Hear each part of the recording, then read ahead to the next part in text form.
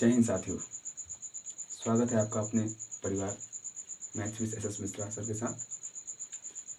I hope आप लोग स्वस्थ होंगे। आज का हमारा लेक्चर होगा संख्या पद्धति पर, जो हमारे हाई स्कूल एग्ज़ाम के लेवल से महत्वपूर्ण टॉपिक है।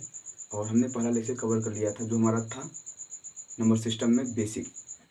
तो पार्ट वन में हमने कवर किया था कि नंबर सिस्टम का बेसिक क्या होता है, नंबर्स कितने प्रकार के होते हैं। तो हमने कवर बहुत चीज़ें कर लिया था कि नंबर्स कितने प्रकार के होते हैं।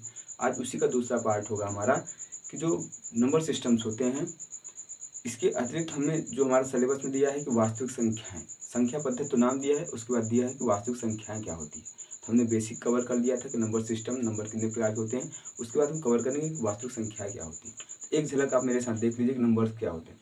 मैंने बात की थी प्राकृतिक संख्याएं, पूर्ण संख्याएं, पूर्णांक संख्याएं, इन्हीं के कई प्रकार मैंने देखा था। मैंने फिर बताया था इनको नंबर लाइन पे कैसे दिखाते हैं, है ना। फिर इसी से मेरी संख्या प्राप्त हुई थी वास्तविक संख्या, जो हमने बताया था कि परिमेय तथा अपरिमेय संख्याओं के यूनियन को अर्थात संघ को बोलते हैं वास्तविक संख्याएं। संख्या कितने प्रकार की होती है, अगर संख्याओं की बात करें तो एक होती है वास्तविक संख्या, एक होती है काल्पनिक संख्या। एक होती है वास्तविक संख्या, एक होती है काल्पनिक संख्या, जिसे बोलते हैं real number and imaginary number. तो ऐसी संख्या जो परिमेय, रेशनल तथा इरेशनल दोनों हो, उसको बोलते हैं परिमेय संख्या। और जो अपरिमेय कैसी होती है, जो अंडर रूट में हो और अभाज्य संख्या हो, जो करणी के अंतर्गत अभाज्य संख्या होती हैं, पाई होती है, इन सबको बोलते हैं परिमेय संख्या। तो हम बात करने वाले हैं अपने बेसिक। हम एक झलक देखेंगे कि हमने बताया था कि परिमेय संख्या में हमने बताया था नेचुरल नंबर, प्राकृतिक संख्या हमने बताया था इसको कैसे लिखते हैं, यन से। ये क्या होता है कि समुच्चय of 1 2 3 4 dot dot dot dot कहाँ तक, अनंत तक, अर्थात क्या गिनती जो होती है उसको बोलते हैं प्राकृतिक संख्या। फिर मैंने बताया था पूर्ण संख्या, जिसको हमने बोला था डब्ल्यू से लिखते हैं। कैसे लिखते हैं बच्चा, डब्ल्यू से लिखते हैं हमारा। हमने फिर इसको बताया था कि अगर जीरो को हम प्राकृतिक संख्याओं के साथ सम्मिलित कर दें तो उसको बोलते हैं पूर्ण संख्याएं। 2 3 कहाँ तक जाएगी, ए भी जाएगी अनंत तक। फिर मैंने बताया था पूर्णांक संख्या, जिसे लिखते हैं जेड से, है ना गाइस। हमने बताया था कि अगर पूर्ण संख्याओं के साथ अगर ऋणात्मक संख्याओं को हम लिख दें तो बोलते हैं उसको पूर्णांक संख्या। जैसे मेरे पास 0 है, फिर +-1 है, +-2 है, +-3 है, इस तरह की संख्या कहाँ तक जाए, इन्फिनिटी तक, अर्थात अनंत तक जाए, उसको बोलते हैं पूर्णांक संख्या। फिर मैंने बताया था कई पार्ट होते हैं, तो आप लोग कोशिश करिएगा कि जो पार्ट 1 है बेसिक नंबर सिस्टम का, उसको आप लोग देख लीजिएगा। फिर पार्ट 2 में आए, क्योंकि आपके एग्जाम की दृष्टि से जो आपका एग्जाम बोर्ड एग्जाम है 10th लेवल का, उसमें आपका 5 नंबर कवर होता है। कितने नंबर गाइस, 5 नंबर। तो हम आज कवर करने वाले जो हमारा मुख्य उद्देश्य है, जो हमारा मेन टॉपिक है, जहाँ से हमारे क्वेश्चंस बनते हैं। तो हमने बताया था जो हमारा रियल नंबर होता है आर, जिसको बोलते हैं वास्तविक संख्या। ए होता है हमारा, क्या होता है, परिमेय, जिसे बोलते हैं रेशनल, क्या बोलते हैं, रेशनल। और होता है अपरिमेय, अर्थात संघ, इसको लिखते हैं संघ, मतलब तथा या और। क्या होता है, यूनियन मतलब संघ होता है, इसको बोलते हैं यूनियन। और संघ होता है मतलब जोड़ो आपस में, दोनों आपस में सम्मिलित हो, क्या होता है, इरेशनल फॉर्म। अर्थात परिमेय तथा अपरिमेय, परिमेय तथा अपरिमेय संख्याओं के संघ को बोलते हैं वास्तविक संख्या। तो हमने देखा था कि अगर मेरे पास कोई भी दो संख्याएं हो, कोई संख्याएं हो, और अगर हमें जो है निकालना है कि उनका रेशनल और इरेशनल, हम निकाल सकते हैं आराम से। मुझे पता है कि रेशनल क्या, जितने भी प्रकार के नंबर्स होते हैं, चाहे पूर्ण हो, पूर्णांक हो, प्राकृतिक हो, धनोत्तर पूर्णांक हो, ऋणोत्तर पूर्णांक हो, या धन पूर्णांक हो, ऋण पूर्णांक हो, शून्य पूर्णांक हो, सब क्या होते हैं, सब एक परिमेय संख्या होते हैं। क्यों, क्योंकि कोई भी संख्या है अगर उसके नीचे हम 1 लिख दें तो उसको बोलते हैं P/Q के रूप का, P/Q, जहाँ Q does not equal to 0। यही तो होता है परिमेय संख्या हमारा। हमने बताया था कि अगर अंडर रूट में कोई भी n हो और n कैसा हो, n एक अभाज्य हो, n एक अभाज्य हो, तो उस कंडीशन बोलते हैं इसको अपरिमेय। तो कहीं भी लिखा हो, कोई भी संख्या हो, कोई नंबर लाइन पे संख्या हो, सब संख्या क्या होती है, परिमेय होती हैं। तथा करणी में जो संख्याएं होती हैं, जो संख्या होती है, और कैसी संख्या करणी में हो, एक अभाज्य संख्या, उसको बोलते हैं इरेशनल नंबर, अपरिमेय संख्या। इतना आप लोग नोट कर लीजिएगा। फिर हम आगे बात करते हैं। इतना हमने बेसिक कवर कर लिया था। आज हमारा मुख्यतः जो हमारे एग्ज़ाम में क्वेश्चन हिट होते हैं, हमें चीज़ें वही पढ़नी है जो हमारे एग्ज़ाम में क्वेश्चन हिट होते हैं जहाँ से, क्योंकि हमारे पास उतना समय है नहीं। हमारा बोर्ड एग्ज़ाम भी लगभग मार्च में तय हो चुका है और मुख्यतः 3 से 4 महीने मेरे पास बचा है। नवंबर, दिसंबर, जनवरी, फरवरी, 4 महीने में मुझे सारा अपना सिलेबस भी कवर करना है, फिर प्रैक्टिस सेट भी लगाना है ताकि हमारे अच्छे से अच्छे एग्ज़ाम में मार्क्स आ सके। फिर मैंने बताया था कि इसमें आता है वास्तविक संख्याओं में कि हमने अगर इतनी आपको चीज़ें समझ में आ गई तो आता है इसमें कि एक प्रमेय आता है जिसको आप लोग बेसिक क्लासेस से पढ़ते चले आ रहे हैं, लेकिन इस प्रमेय का एक विशेष योगदान ये रहता है कि इस प्रमेय के आधार पे आप एचसीएफ निकालते हैं, जिसको बोलते हैं हाईएस्ट कॉमन फैक्टर। एक होता है एलसीएम, लोवेस्ट कॉमन मल्टीपल होता है। तो यहाँ क्या होता है कि देखिए, हम बात करते हैं, देखिएगा कि अगर मुझे पता है कि छोटी क्लास से मुझे पता होता है कि अगर हम कोई 2 संख्याएं दी हों और उसका मुझे एचसीएफ निकालना रहता था, अब भाग विधि से, तो हम उसको वह बहुत ही बेसिक तरीके से निकाल लेते थे। जैसे मेरे पास कोई संख्या दी हो, क्या दिया हो, जैसे मेरे पास दिया हो एग्जाम्पल, हम एक छोटा सा एग्जाम्पल लेते हैं, आप एग्जाम्पल के माध्यम से ज़्यादा अच्छे तरह से समझ पाएंगे। जैसे मैं एक एग्जाम्पल लेता हूँ उदाहरण में कि 5 लिखा है और यहाँ पे है क्या, यहाँ लिखा है 18। अब मुझे इसका भाग देना है, तो क्या 5 3 15 हो गया। हम एक बेसिक एग्जांपल लेते हैं ताकि आपका बेस क्लियर होता है। 3 बचा मेरे पास, 3 छोटा है तो 3 को हमने शेषफल नाम दे दिया। क्या नाम दे दिया? शेषफल। और अब देखिए, इसको हमने नाम नहीं, ऐसा होता है, इसको बोलते हैं भागफल और ये हमारा होता है भाज्य। क्या होता है गाइस? भाज्य। और ये हमारा होता है भाजक। तो इसी को एक व्यवस्थित क्रम में दे दिया, जिसे बोलते हैं भाज्य बराबर भाजक गुणे भागफल प्लस शेषफल। इसी को बोलते हैं न्यूक्लियर विभाजन प्रमेय का। और आपके एग्जाम में 2 या 3 नंबर का एक क्वेश्चन जरूर हिट होता है। आपको एक क्वेश्चन देगा, कोई 2 संख्या देगा और निकालना आपको एचसीएफ ही है। इसका मुख्यतः उद्देश्य होता है इस प्रमेय का कि हमें 2 संख्याओं का मस निकालना होता है। इसको आप एचसीएफ बोलते हो, हाईएस्ट कॉमन फैक्टर। उसी मस को निकालने के लिए हमें इस प्रमेय को यूज करके मस निकालना होता है, क्योंकि एक क्वेश्चन तो आता है जो 2 या 3 नंबर में कवर करता है। हम आज उसी को देखेंगे।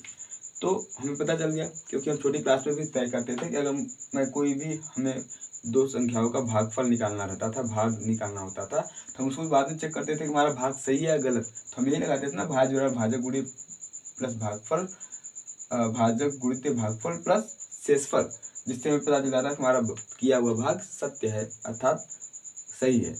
तो हम इसी आधार पे, जो न्यूक्लियर जी ने बताया था, हम इसी में कोई भी क्वेश्चन लेते हैं। ऐसे में एक एग्जांपल लेते हैं। एक एग्जांपल लेते हैं, दिया है आपके एग्जाम में जो क्वेश्चन आते हैं जैसे वैसे बताते हैं एग्जांपल कि 81 और 237 का मस ज्ञात कीजिए। मस ज्ञात कीजिए। अब इसको हमें निकालना होगा किस विधि से? ज्ञात कीजिए न्यूक्लियर विभाजन प्रमेयिका द्वारा। यहाँ लिखा होगा अगर न्यूक्लियर विभाजन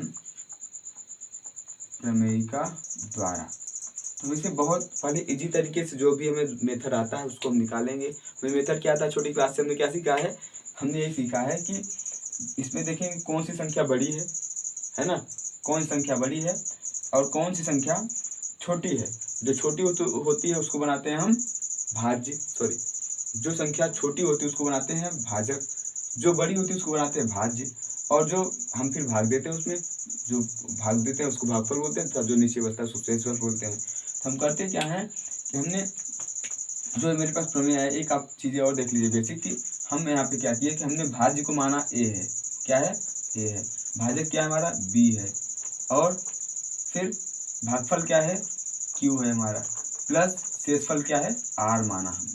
तो हम इसी प्रमेय का, देखिए हमने प्रमेय लिखा है ना, ए बराबर B into Q plus R. हम इसी प्रमेय का यूज करके इसका मस ज्ञात करेंगे। तो हम पहले अपना बेसिक तरीका लगाएंगे।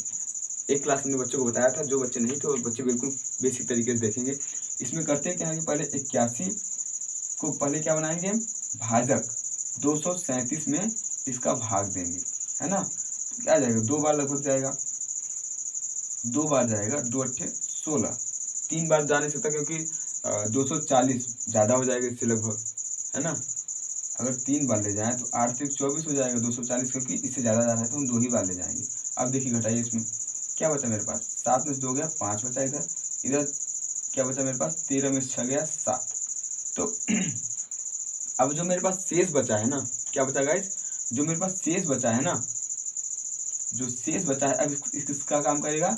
हम जो अपना पुराना तरीका जानते हैं ना, भागफल विधि द्वारा किसी संख्या, किसी 2 संख्या और 3 संख्याओं का मस ज्ञात करना, हम उसी को लगाएंगे। फिर आपको दिखाएंगे कैसे हमें एग्जाम में लिखना है न्यूक्लियर प्रमेय के द्वारा। तो फिर मेरे पास ये जो शेषफल था, एक इसका काम करेगा भाजक का।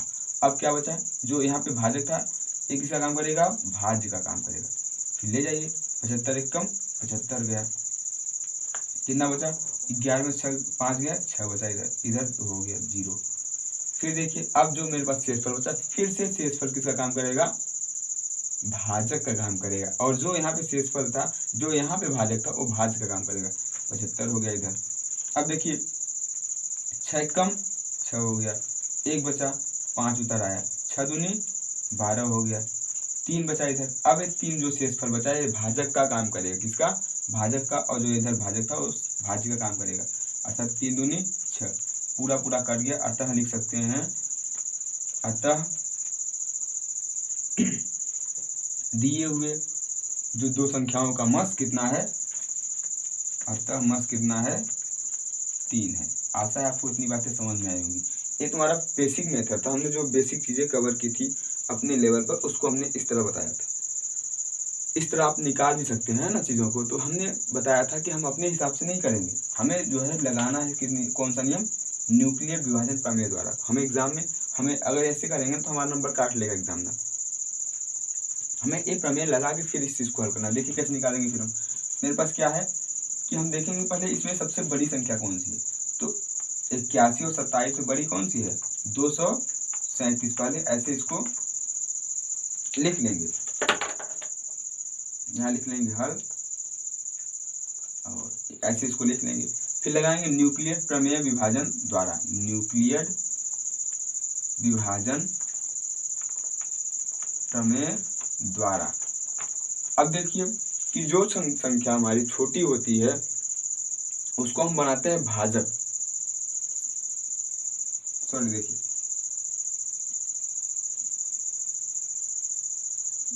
आई होप इतना आप चीज़ें आप लोग कवर किए होंगे। आप लोग जल्दी से इसको नोट करिए, फिर हम बताते हैं आपको आगे अगले में क्या करना है स्टेप में।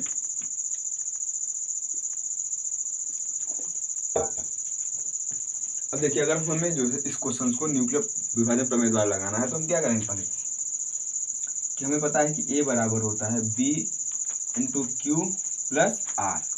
हमने बताया कि जो हमारा B होगा ना, क्या होगा इस B होगा, इसको बोलते हैं भाजक, इसको भागफल, और इसको शेषफल, और ये क्या होता है हमारा भाज्य। तो यहाँ पे जो 81 है ना, ये किसका काम करेगा, ये काम करेगा हमारा भाजक का, किसका, भाजक का। अर्थात 200 लिखेंगे यहाँ पे 237 बराबर भाजक क्या है 81। अब देखिए यहाँ पे आइए आप, हमने कितनी बार गुणा ले गया, हम ऐसे लिख, यहाँ इसको करने के बाद ऐसे कॉपी कर लेंगे, इसका 2 बार ले गए हैं, कितना शेष बचा है 75 बचा मेरा, कितना 75।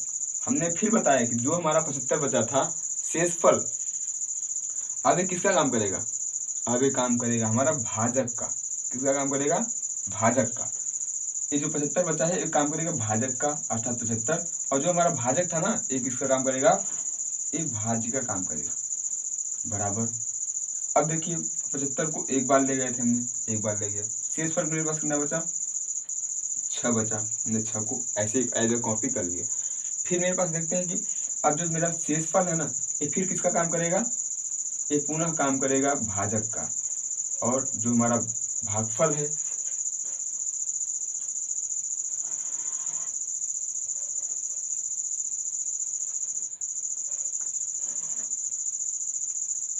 पचहत्तर हो गया इधर, और 12 6 72, 3 बचा मेरे पास। अब पुनः जो 3 है, एक इसका काम करेगा,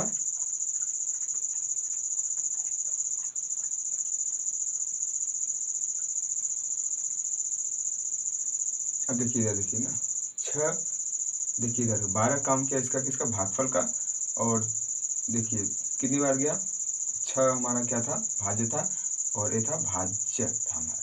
तो अब जो शेष पर में बचा 3 और 6 हो गया इधर, 3 दूनी 6 प्लस 0, अर्थात हमारा जो लास्ट भाजक होगा, अंतिम जो भाजक होगा हमारा, वही हमारा अंतिम भाजक हमारा किसका काम करेगा गाइस, अंतिम भाजक हमारा होगा 3, और इसी को बोलते हैं मस। दी हुई संख्याओं का मस यही है। देख कितना ईजी है ना। तो हमें इसको लगा के क्या निकालना है, पहले हम इसको लगा लेंगे चालाकी के साथ। इसको लगाने के बाद हम चेक करेंगे हमारा कैसे आंसर आ रहा है। जो हमारा देखेंगे अंतिम जो भाजक होगा वही हमारा मस होगा। यही कुछ है नहीं न्यूक्लियर विभाजित में हमें निकालना इसी चीज़ को, एक HCF ही निकालना रहता है, लेकिन मेथड हमें लगाना है, फिर इस मेथड से हमें कर देना है। आई होप आप लोगों को कितनी बातें समझ में आई होंगी। ऐसे ही क्वेश्चन आप लोग और क्वेश्चन दिए ऐसे आप लोग प्रैक्टिस करेंगे ताकि आपकी चीज़ें मोर देन चीज़ें कवर हो जाए। इसको मिटाते हैं गाइस, फिर हम दूसरी चीज़ कवर करते हैं आज।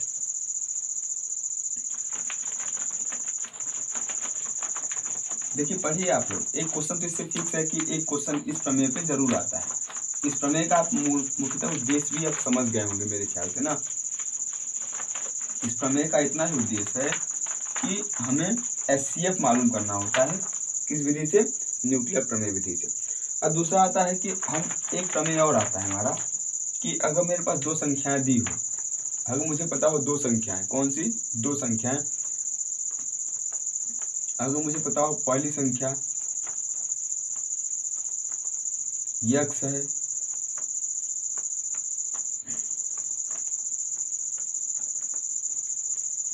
y है तथा लस इन संख्याओं जो दिया है x तथा y, इनका x यम है तथा मस यन है, तो होता है कि पहली संख्या गुणित दूसरी संख्या बराबर लस गुणे इन संख्याओं का लस गुणित मस। इतना आप लोग नोट कर लेंगे। इस सोचिए इससे हमें बहुत बड़ा प्रॉफिट होने वाला है। क्या प्रॉफिट होगा, ऐसे मुझे 2 संख्या दिया हो और पूछे कि इनका लस और मस निकाले, हम कोई एक निकालेंगे या लस निकालेंगे या मस निकालेंगे, जो आसान होगा निकालने में, उसको निकालने के बाद मुझे 3 चीज़ें पता चल जाएगी, हम एक चीज़ निकाल सकते हैं। ऐसे मुझे इसका निकालना हो लस,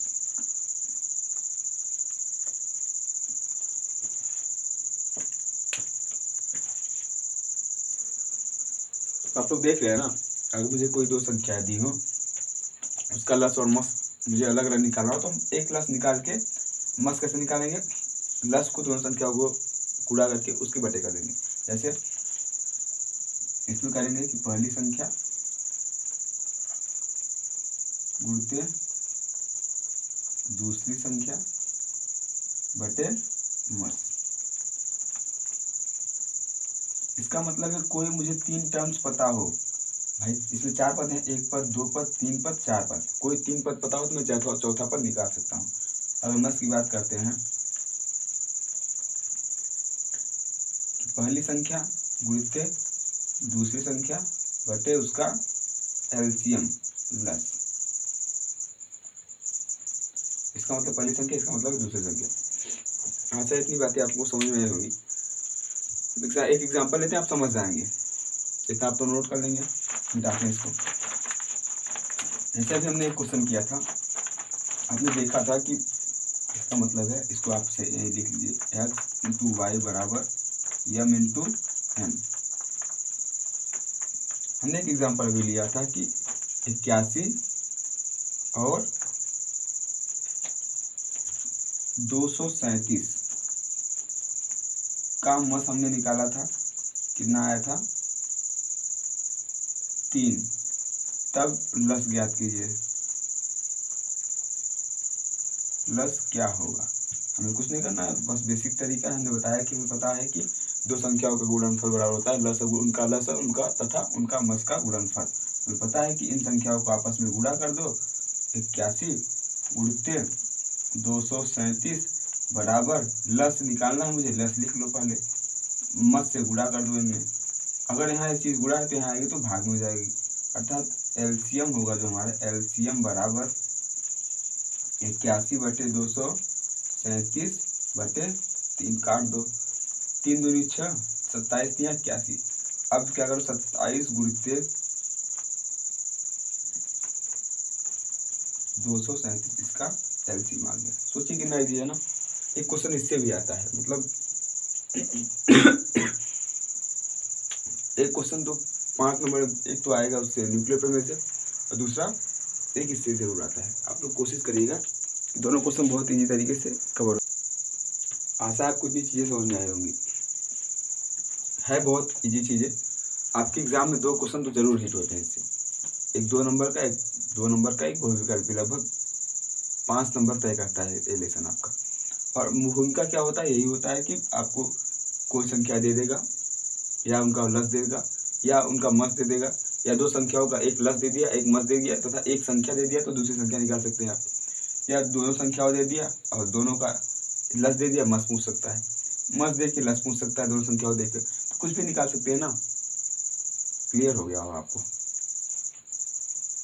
फिर कोशिश हम करेंगे कि हमारा जो है बेसिक जो कंसेप्ट था हमारा, यही 2 कंसेप्ट है ही आपके इसमें वास्तविक संख्या में, रियल नंबर्स में। मैंने बता ही दिया कि रियल नंबर्स होते क्या, मैंने इधर बताया था अभी ना आपको शुरू में। तो वीडियो को बहुत लंबी नहीं बनाएंगे, आशा है आपको चीज़ें समझ में आई होंगी। अगर चीज़ें अच्छी लगी हो तो लाइक ज़रूर करिएगा, मेहनत करिए, क्योंकि मेहनत के बिना कुछ भी होने वाला नहीं है। अगर आपको ऐसे नंबर नहीं मिलने वाले बोर्ड में, आप अपने किताब को उठाइए, एनसीईआरटी को, अब देखिए, आप प्रैक्टिस करिए अपने आप से। जो भी क्वेश्चन आए कमेंट करिए, आप कमेंट में क्वेश्चन भी कर सकते हैं। हमारे पास समय होगा तो हम कमेंट देखेंगे, क्वेश्चंस भी हल करके आपको दे देंगे, क्वेश्चंस बाय क्वेश्चंस। तो कुछ मेहनत आपके ऊपर भी होनी चाहिए। आशा इतनी बातें आपको समझ में आई होंगी, क्योंकि हमारे जो बच्चे थे दूसरा पार्ट नहीं अभी बोल रहे थे आने वाला है, हमने दूसरा पार्ट भी बना दिया। अब हमारा जो लेक्चर होगा नेक्स्ट टॉपिक पर, जो इसमें हम पढ़ेंगे अलजेब्रा। तो छोटी सी झलक है अलजेब्रा के बारे में, उसको हम देखेंगे नेक्स्ट टॉपिक में। आज के लिए इतना ही। जाते जाते एक लाइन जो मैं हमेशा कहता हूँ कि जब आंखों में अरमान लिया, जब आंखों में अरमान लिया, जब मंजिल को अपना मान लिया, है मुश्किल क्या आसान क्या, है मुश्किल क्या आसान का क्या, जब ठान लिया तो ठान लिया। दूसरी मेरी लाइन है कि बेहतर से बेहतर की तलाश करिए, मिल जाए नदी तो समंदर की तलाश करिए। टूट जाते हैं शीशे अक्सर पत्थर की चोट से, टूट जाते हैं शीशे अक्सर पत्थर की चोट से, टूट जाए पत्थर ऐसे शीशे की तलाश करिए। तो आप ही हो जो अपने आप को तराशिए, अपने आप की क्वालिटी को देखिए, अपनी क्वालिटी को अपनी मेहनत से निखारिए, अपने परिश्रम से निखारिए, ताकि आप एक दिन आप भी एक महान व्यक्ति बन सके, अपने जीवन में एक महान उपलब्धि तक पहुंच सकें। किसी भी संस्थान में पढ़ने से कुछ नहीं होता, अगर है जज्बा आपके अंदर तो आप भी चीज़ों को कर सकते हैं, है ना गाइज। आपको चीज़ें अगर अच्छी लगी हो तो लाइक ज़रूर करिएगा। जो भी चीज़ें आपको समझ ना आई हो उसको आप कमेंट ज़रूर करिएगा, तो बाद में हम चीज़ों को देख के दोबारा हम डिवीज़न करा देंगे आपका। और नेक्स्ट टॉपिक हमारा होगा, क्योंकि मेरे पास समय कम है, आपके पास भी समय कम है, क्योंकि बोर्ड एग्ज़ाम आपका लगा हुआ है, आपको कम समय में ज़्यादा चीज़ें कवर करनी है। तो किताब में बहुत चीज़ें दिया है, बहुत एग्जाम्पल्स दिया है, हम उसको कवर ना करके जो इंपॉर्टेंट चीज़ें हैं मैं उसको कवर कर ले रहा हूँ, कंसेप्ट बता दे रहा हूँ। एक कंसेप्ट पे आप कई चीज़ें लगा सकते हैं, तो आपके ऊपर है।